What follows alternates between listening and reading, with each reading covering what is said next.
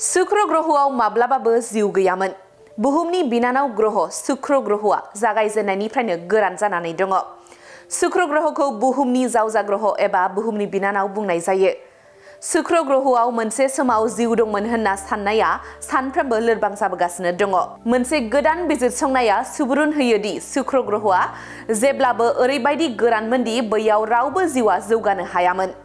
बे बिजिरसंनाया नेचार एस्ट्रन'मी जार्नालाव सेबखांजादों। बिगियानगिरिफोरा शुक्र ग्रहनि बारमण्डलाव दैनि सागानफोरखौ नायबिजिरनानै मिथिनो मोन्दोंमोन दि बेयो गावनि जारिमिनाव बेसेबां गिसि जायोमोन। शुक्र ग्रह आरो बुहुमनि गेजेराव गोबां गोरोबलायनाय दङ।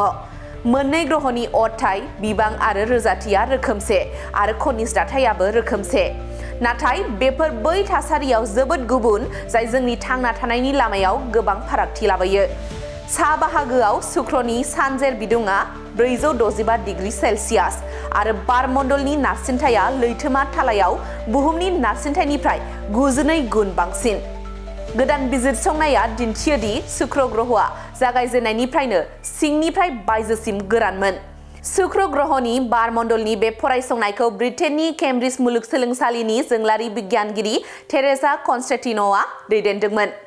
शुक्र ग्रहआ कार्बन डाइ अक्साइड बिस गोनां जोमैफोरजों बेंखनजानाय जाय सालफ्युरिक एसिडनि अखा हाहोयो।